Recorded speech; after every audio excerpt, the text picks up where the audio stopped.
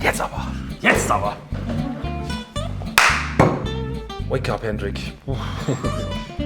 Yeah, Barbera will wake you up.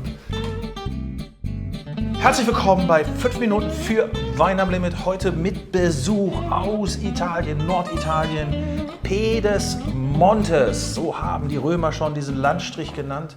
Den meisten heute bekannt unter dem Namen Piemont. Und ist heute bei uns zu Gast. There's a lot of German talk now. Yeah. Right? Yeah? Did you get what I was saying? Everything. Everything. Molino von Agricola Molino aus Treiso, which is in Barbaresco area. Yes. In the Barbaresco zone. Piemont, the northwest of Italy. Yes. Nice place. Yeah, it is. What's special about Piemont? I would say basically the position. So we are at the footstep of the mountains, and exactly in between the Alps and the seaside. 50 kilometers from Alps and 50 kilometers from the sea. So that's what make our microclimate unique.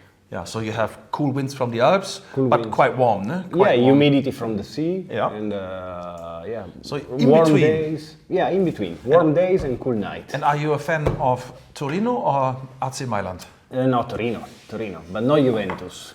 Ah, okay. The second one. Well, but I understand for many people who live in Piemont, Torino is the first place, ne? It's Yeah, there, in it's Piemont, there. yes. Yeah. And also Piemont, what I noticed is that the food is a little different from other parts of Italy. There is a lot Of of course, with the truffles, but... truffles, of course, but a lot of French influence. yeah. So it's olive oil, but also cream and some buttery. Yeah, it's a special food.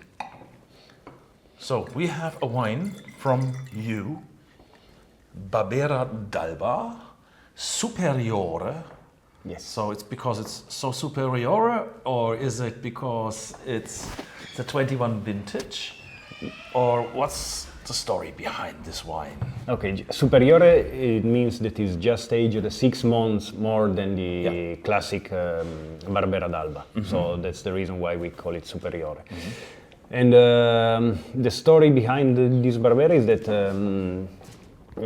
it's a Barbera coming from a single cru, and which is called Ausario. It's the same cru that we have for our Barbaresco. And it's a very old vineyard. It's a vineyard that was planted in 1958, so it's more than 60 years old. 1958. I guess it wasn't planted by you. No.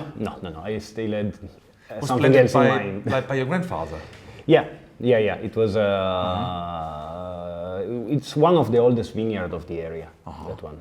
So you're saying you are in the Barbaresco zone, but planting a Barbera in that single vineyard with very old vines. You're not allowed to use the name of the vineyard. Yeah, because they changed the laws Yeah. in 17. Okay. And so we are allowed to use the name of the cru just on Barbaresco. Because Barbera d'Alba, I don't see too many Barbera d'Alba. I see more Barbera d'Asti. Yeah. And so, because Alba is probably more, Nebbiolo land. Yeah, it's an Nebbiolo land, of course, and all the best position, the best exposition are normally cultivated with Nebbiolo.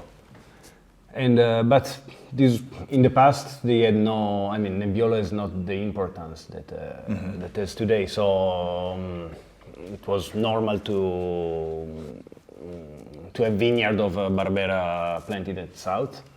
South, so that's why we are keeping it. Yeah, well, I mean, Something this is very unique, I guess. Yeah. I like the smell here. It's quite rich, I have to say. It's not like sometimes you can have this kind of almond flavor. I don't find it so much. I find it more like a sour cherry, a very, let's say, red fruit, fig, and lots of this exuberant fruit, I think. Yeah, but it's also something bitter in the end, so that might reminds you to almond, yeah. So Barbera was, let's say, in the past also it was the wine for the local people. And It like was the wine consumption was really different. So people were used to drink wine every day, but the Barbera in the past was really different. So really high acidity, low alcohol content. It was about 11 degrees maximum. So this is let's say it used to be, let's say, a peasant wine, and now this is becoming a fine wine. Yeah, it's the things were changing. I guess in the 80s with Brico dell'Uccellone. Brico dell'Uccellone. Yes, Yeah. yeah. So they were thinking that Barbera could be a great wine, so they start working on it differently. I am quite excited about this. I mean, it's not just because I know this guy for many years and his family, but what I like about this wine always is this huge core of fruit, this is like, wow, this has a wow me factor, this wine. And it's quite, let's say, rich, but what I like about Barbera, when you drink it, you normally get a good freshness. Yeah, but that's the typicity of Barbera. So Barbera is a grape that has a lot of acidity in his DNA. So we are trying to reduce the production in the vineyard, and that means that we have more sugar in the grapes that will balance the acidity. So that's also the reason why the alcohol level is a little bit higher in this wine. Yeah, but we all look at statistics nowadays, which is okay, but I think with wine there is a story.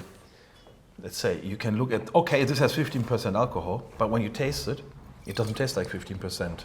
And especially in the taste. Because it's very well balanced with the acidity of the grape. Yeah. And this wine has no tannins at all, so it's really round in the mouth, really long-lasting finish. This is an explosion, I can say. It's rich, well, the acidity is not sour acidity, but it's a fresh acidity. It's like a crunchiness and integrated in the wine. Yeah, well, it's very nicely integrated. And this has a special story. And of course, old wines, they deliver less fruit or less. You have less yield, but very concentrated. Massive grapes. Structure. Yeah. Now let's taste another wine. I mean, you have quite a few of other varieties as well. You have Chardonnay, you have Moscato. Yeah, basically we work with 6 varieties of wine. Yeah. It's Dolcetto, Barbera, and Nebbiolo on red, and we work with Arnese, Chardonnay, and Moscato. 6 great varieties. Yeah. Chardonnay is the only international variety. The rest are all autochthon varieties. Yeah. This is Teorema. So it's another cru?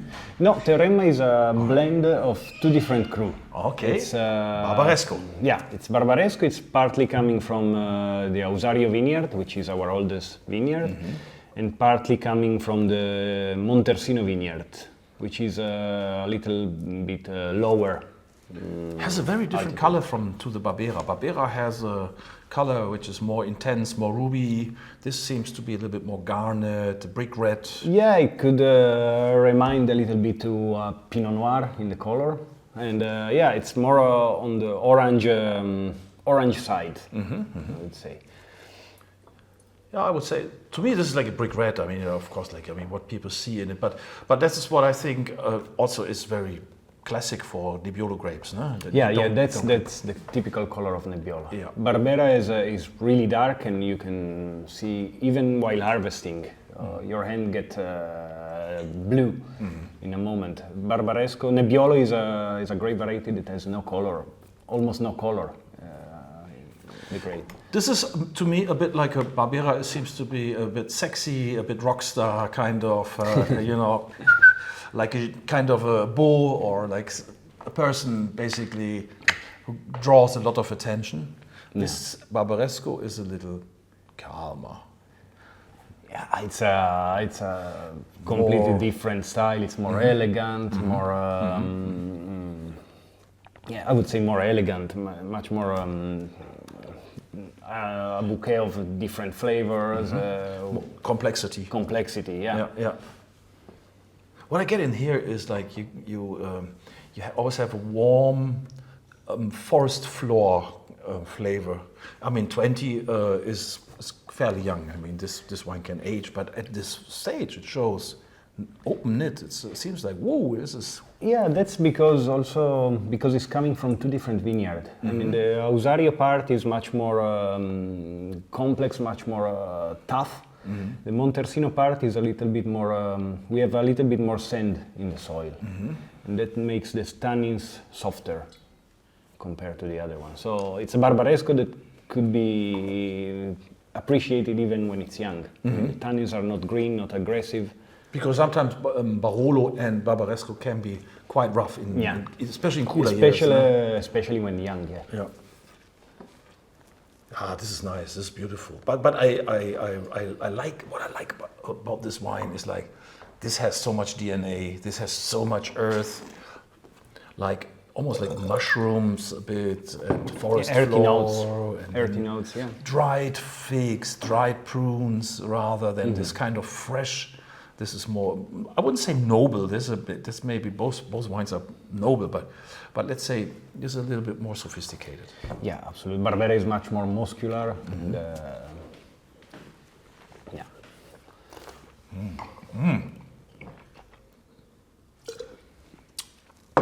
Wow, this is nice. Yeah, This makes me smile. That's This makes me smile too. yeah, of course. It's my wine. But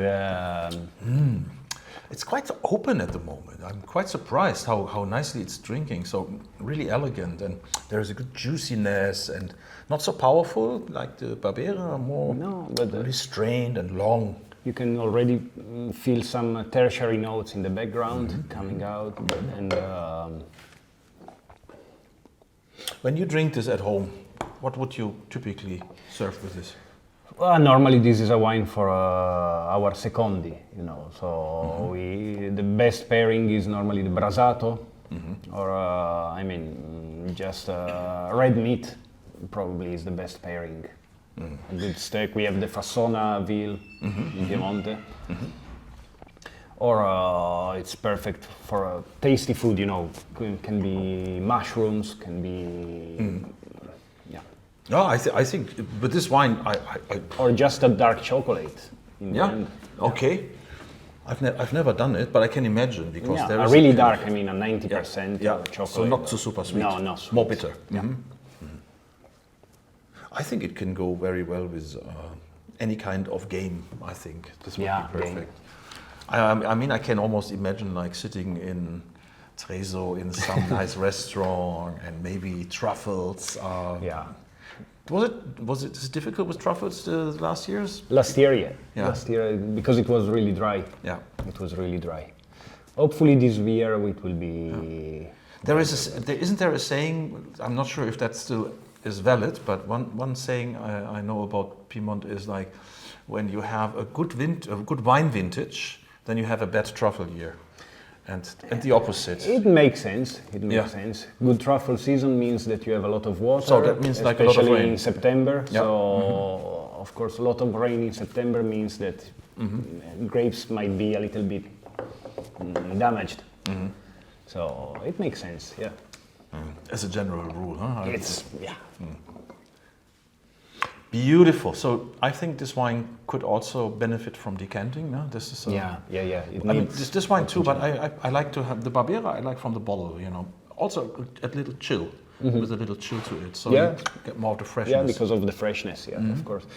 Yeah, Barbaresco needs oxygen. So the more oxygen it takes, the best it is, because it reveals all these tertiary notes, the hearty notes.